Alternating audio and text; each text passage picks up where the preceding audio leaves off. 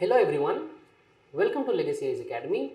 Yesterday there was a news that the current Chief Justice of India, that is UU Lalit, has nominated his successor, and his successor will be the Justice DY Chandrachud. So Justice DY Chandrachud will take over the position of the Chief Justice of India in the month of November.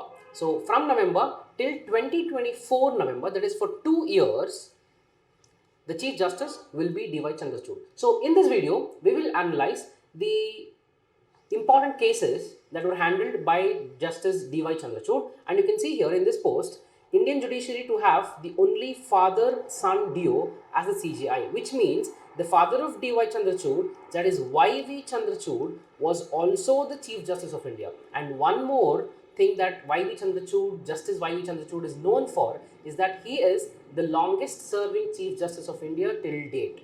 Okay, 75 years down the line, post independence, Y.V. Chandrachud is the longest serving Chief Justice of India. Who is D.Y. Chandrachud? Okay, D.Y. Chandrachud was born in the year 1959. Okay, he is the judge of the Supreme Court, and he is going to become the next Chief Justice of India. He is the former Chief Justice of Allahabad High Court, and he has also served in the Bombay High Court. He is set to assume the post of the Chief Justice of India in the November 2002, and from 10th November 2022 to 10th November 2024, that is for 2 years, will be the term of Justice D.Y. Chandrachud.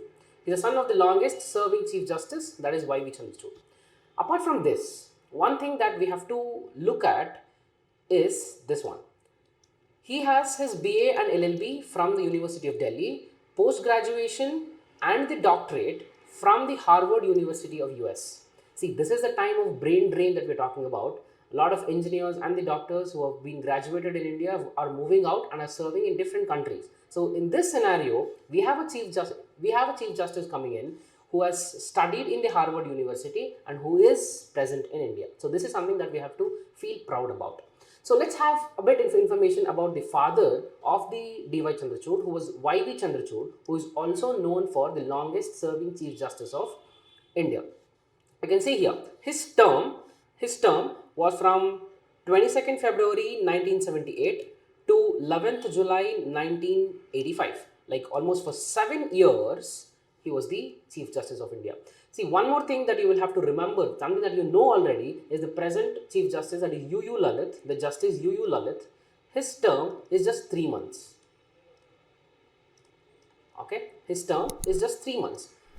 Okay, this is the first scenario. Second scenario is that the next Chief Justice is D.Y. Chandrachud. His term will be for 2 years.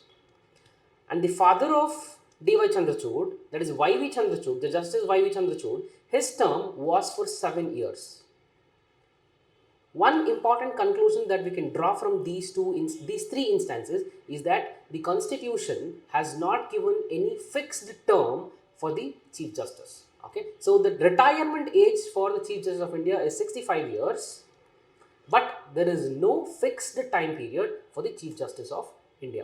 Three important cases that changed the course of the Indian history post-independence, to which the father of the D.Y. Chandrachud, that is Y.V. Chandrachud, was a member of the panel, was habeas corpus case during the time of emergency, Minerva Mills case, and the Shah Banu case. I'll just give you a brief idea about all these three cases, and then we'll move on to the cases handled by the D.Y. Chandrachud. First one is the habeas corpus case. See, habeas corpus case is considered to be a black mark in the history of Supreme Court.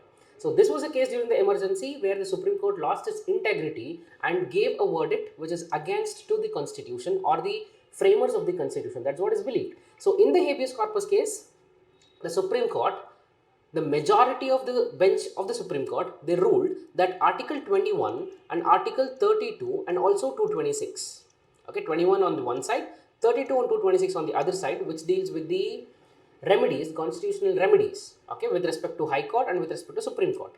Article 21 deals with the right to life and liberty.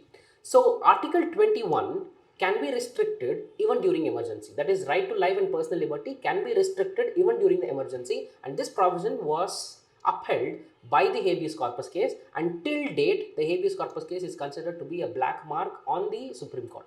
But one thing is that to this particular case, the Y.V. Chandrachud was a member of the constitutional bench, and we have his son, that is D.Y. Chandrachud. In the Puttaswamy case of 2008, he overruled the same judgment and made sure that the privacy becomes a fundamental right. Okay, that is something that you will have to remember. Second thing is the Minerva Mills case. Minerva Mills case is an extension to the Keshwananda Bharati case that you would have studied. So in the Minerva Mills case, the Supreme Court very vocally said, that the power of the parliament to amend the constitution is limited by the constitution itself. Okay, that was the outcome of the Minerva Mills case. Shah Bano case is very well known and is associated with the controversies of Rajiv Gandhi. So in the Shah Bano case, the Supreme Court gave a judgment that irrespective of the Muslim personal law, a husband who has given divorce to his wife has to pay the alimony to his wife. So that was the judgment of Shah Bano case. So all these three cases are the cases which were presided or which had the Y.V. Chandrachud as the member of the panel. So important judgments by the D.Y. Chandrachud. This is something that we will have to remember, and if you have been following the current affairs in the last 2 to 3 years, you would have known about this person or you would have heard about this person. If not, you would have heard about these cases at least. First thing to know is that this person, that is the next Chief Justice of India, D.Y. Chandrachud, has headed or is a member of the highest number of constitutional benches. Okay, this will indicate the experience that he has had. This will indicate the integrity that he is holding with him. He was a very integral part of the K.S. Puttaswamy case of 2018, which said that the right to privacy is also a fundamental right. Okay, right to privacy is also a fundamental right, and in this case, he explicitly overruled the judgment by his own father, that was Y.V. Chandrachud in the ADM Jabalpur case, which is also called as habeas corpus case. Okay, so in the habeas corpus case, one more thing that you will have to know is the only person who dissented or who said no to the judgment, who was in minority, was a person called Khanna. Okay, the Justice Khanna was the only one who said no to this judgment, and this was the same Justice Khanna who was a part of 1973 Keshwananda Bharati case. Okay, remember this. He was very vocal on the section 377 of the IPC,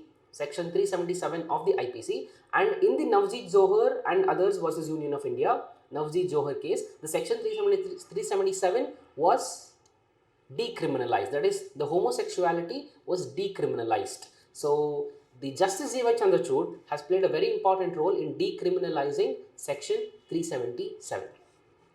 And you can see here, in the Sabarimala judgment, okay, this was a very huge controversy where the Supreme Court allowed the entry of women into Sabarimala.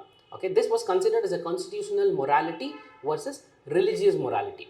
Okay, so in this Sabarimala judgment, which the Supreme Court gave a statement where the D.Y. Chandrachud played a very important role, and he said, the concurring judgment holding the practice of prohibiting the women of menstruating age from entering the Sabarimala temple was discriminatory and violated the fundamental rights of women, that is Article 14. Okay, in also granting bail to the Arnab Goswami, who is the editor of the Republic TV, Justice D.Y. Chandrachud said that the constitutional machinery cannot be used to restrict the fundamental rights of citizens. Okay, the human liberty and the role of court. Justice D.Y. Chandrachud noted that it was important to ensure that the criminal law did not become a tool for the selective harassment of citizens. Decriminalizing adultery.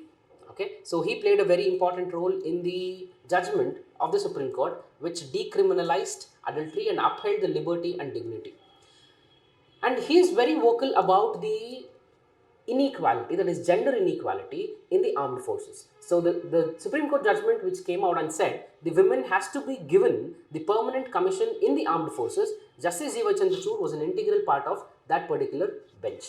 In the Hanuman Lakshman Aroskar versus Union of India, okay, the Justice D.Y. Chandrachud made sure that the environmental law, the protection of environment, the Supreme Court plays an important role. Here, the National Green Tribunal's decision or the environmental impact assessment was challenged, and the Supreme Court said that a fast-tracking environmental impact assessment has to be conducted again, and the report has to be submitted to the Supreme Court. So we have a Chief Justice of India coming in the month of November who holds a legacy of very huge, successful and controversial judgments, who has not shied away from giving these judgments. So in this context, we will look at what are the takeaways from all these judgments that we have seen of the Justice Jiva Chandrachud. Let's take some good things, or let's summarize.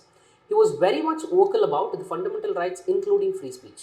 We have seen when we talk about the habeas corpus case or the ADM Jabalpur case, he was very vocal about the fundamental rights and the free speech, liberty and equality. In the Sabrimala case, about the equality, and also in granting the permanent commission to women in the armed forces, he was very vocal about the equality. When we talk about liberty, when we discussed the Arnab Goswami's case where he got the bail, so he was very vocal about liberty.